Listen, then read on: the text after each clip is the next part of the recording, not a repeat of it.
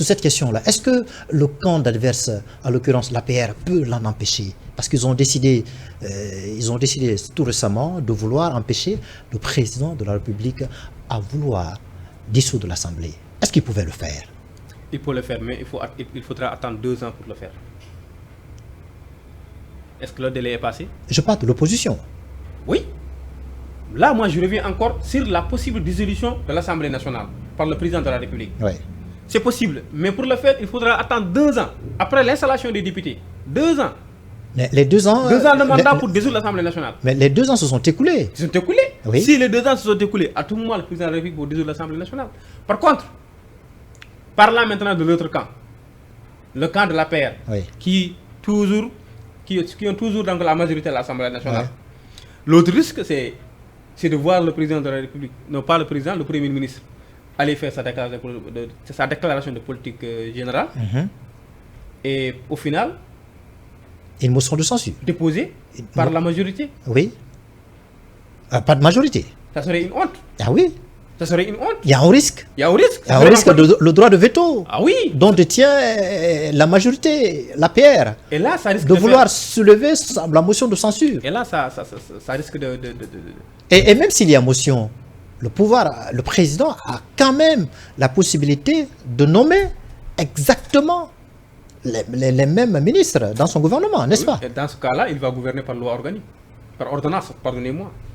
Et ça serait encore un beaucoup... Ça va être compliqué. Non, ça ne va pas être compliqué, c'est possible. Oui. Le président de la République de gouverner par ordonnance, oui. Mais ça serait encore un recul démocratique, en tout cas, qui n'honore pas le pays. On est en 2024. Aujourd'hui, le Sénégal est salué par les pays comme une référence de démocratie, des principes démocratiques, des libertés démocratiques. Lui qui a combattu contre le régime de Macky Sall, sur les aspects de liberté, sur les aspects des acquis démocratiques, sur l'indépendance de la justice, sur la souveraineté nationale, s'il décide de gouverner le pays par ordonnance, ah non, ce serait une honte, une déception totale pour notre République. Encore une fois, je le dis haut et fort, la République, ce n'est pas un magma d'émotions, mais un magma d'institutions sacrées. Dans ce cas, il faut qu'il accepte de dissoudre l'Assemblée pour peut-être avoir une majorité sur laquelle il va s'appuyer pour faire passer les projets de loi qui sont en cours aujourd'hui, parce qu'il y a la révision constitutionnelle qui est en cours pour justement la mise en œuvre du rapport final issu des assises nationales. Avant ça, le Premier ministre doit aller répondre à l'Assemblée nationale, comme l'exige la Constitution.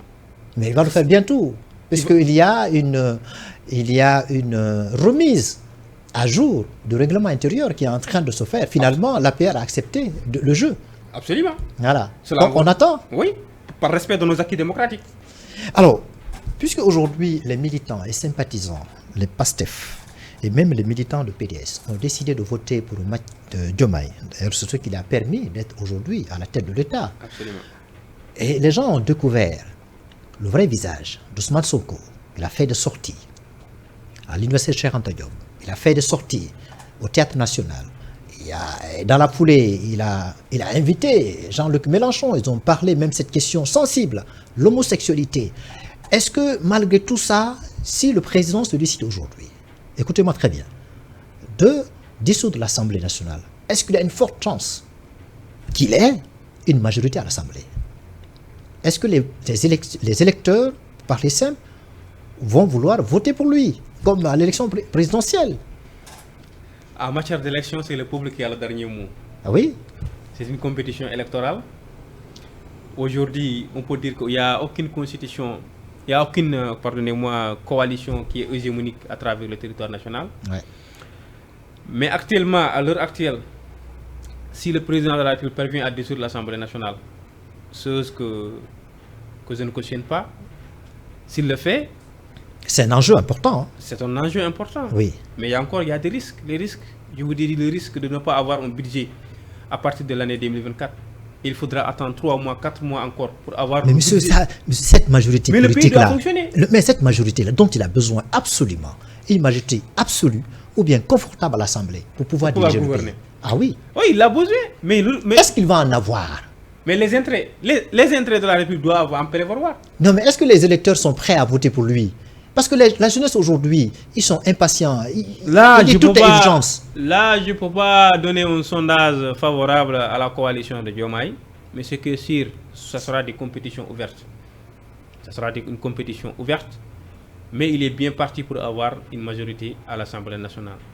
Dans la mesure où l'APR a des querelles à son sein, il y a beaucoup de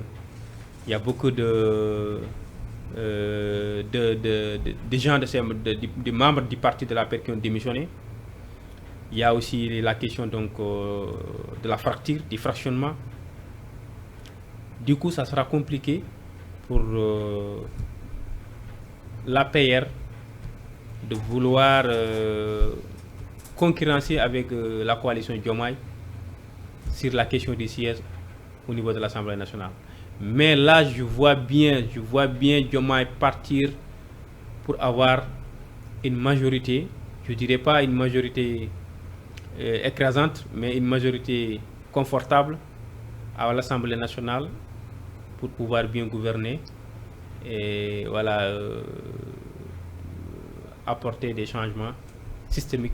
A contrario, qu'est-ce qu'il va se décider s'il n'a pas une majorité dont il a besoin? Est-ce qu'il va... Là, il va falloir entendre encore... Non, là, ça sera compliqué pour Benno Bokk Yakaar d'empêcher le président Diomaye d'avoir une majorité. Soit il va faire une coalition avec PDS là. Oui, les élections de juillet 2021 l'ont plébiscité. Ouais. On portait au pinacle. Est-ce que vous entrevoyez une éventuelle cohabitation avec la coalition de PDS non, de Walou-Sénégal? Non, je ne pense pas. Ce qui est sûr, si le président parvient à dissoudre l'Assemblée nationale et qu'on organise les élections législatives, il est bien parti pour avoir une majorité confortable à l'Assemblée nationale. Pourquoi je le dis? Parce que les modalités d'élection pour les parlementaires, c'est très compliqué. Là où on vous dit, pour gagner au niveau départemental, il faut avoir plus de sièges, il faut avoir plus de voix, même si c'est une seule voix.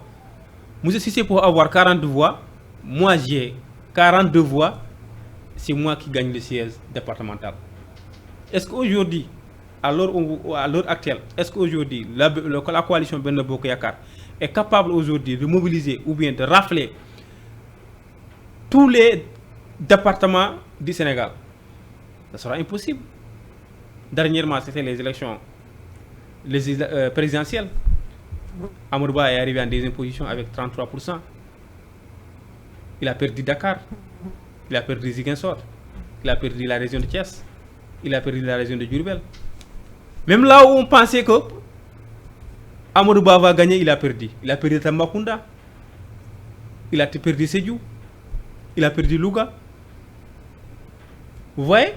Donc, quelque part, moi, je ne pense pas. Je ne pense pas vraiment qu'il y a une coalition aujourd'hui au Sénégal qui pourrait empêcher le président de la République, Bassirou Diomaye Faye, avec sa coalition. Est-ce que dans la foulée, quand même, Diomaye et Sonko tiennent leur électorat? Oui. Malgré tout? Malgré tout, ils tiennent leur électorat. Oui. D'accord. Tout à fait d'accord avec vous. L'électorat est là. Aujourd'hui, ce n'est pas insignifiant. Donc, le peuple sénégalais a adhéré au projet de Diomaye, au projet de Ousmane Sonko. Ils ont décidé. Et s'ils décident encore pour une probabilité majorité à l'Assemblée nationale, je pense que le peuple va lui accorder. Voilà. Parce qu'on ne peut pas gouverner sans une majorité à l'Assemblée nationale. C'est impossible. Mais gouverner par ordonnance, là, je ne suis pas d'accord. Ça serait un recul démocratique. Encore une fois, je reviens avec le risque de ne pas avoir de dissoudre l'Assemblée nationale en septembre, parce qu'il faudra attendre septembre, et de rester 3 mois, 4 mois sans budget. C'est un risque.